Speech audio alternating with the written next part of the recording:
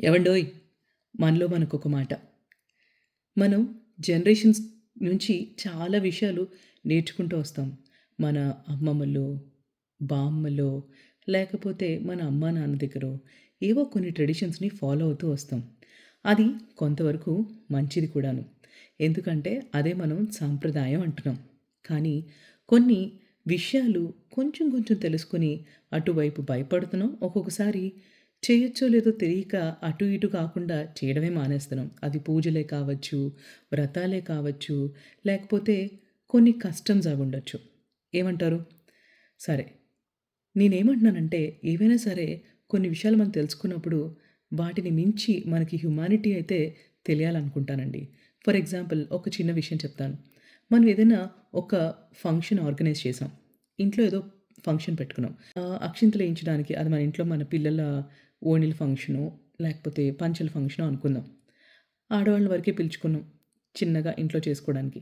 కాదు అదే టైంకి ఆహ్, వాళ్ళ మగవాళ్ళు కూడా వచ్చారనుకోండి. అక్షింతలు ఇద్దరు అంటే జంటగా ఏస్తే ఇంకా మంచిది కదా! పెద్దవాళ్ళంటూ మనకి ఇక్కడ దేశం కాని దేశంలో ఉన్నప్పుడైతే అసలు దొరకరు. సో, ఉన్నవాళ్ళనే పెద్దవాళ్ళుగా మన పిల్లలకి పరిచయం చేయడానికో, లేకపోతే వాళ్ళ బ్లెస్సింగ్స్ అందించడానికి వేయిస్తాం. అలాంటప్పుడు ఒక్కళ్ళకి ముగ్గురొచ్చారు. పోనీలే ఈళ్ళు కూడా వచ్చారు కదా! అని వాళ్ళ చేత కూడా ఏయిస్తాం. అలా కాకుండా నాలుగో వ్యక్తి ఉన్నప్పుడు ముగ్గురికేశారు సరిపోయిద్ది. 4 అయితే మంచి నంబర్ కాదు అని ఆపేస్తారా? లేదు.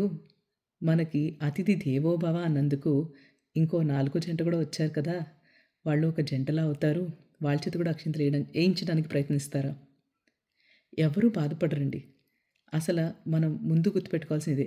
నంబర్స్ అసల ఆడ్ నంబర్స్ ఉంటే మంచిది అని పెద్దవాళ్ళు కొన్నిసార్లు కొన్ని విషయాలకి చెప్పుండొచ్చు. అన్నిటికి అలా ఇంప్లిమెంట్ చేస్తే బావుంటదంటారా? మీరే ఆలోచించి చెప్పండి. సరే. ఇలాంటి చిన్న చిన్న విషయాల్లో మనం కొన్ని కొన్ని మార్పులు తీసుకురావచ్చు. అది నలుగురు కలిసేందుకు హెల్ప్ అయితే ఇంకా బావుంటది. సరే. మళ్ళీ ఇంకోసారి ఒక మంచి మాటతో కలుసుకుందాం. నమస్తే.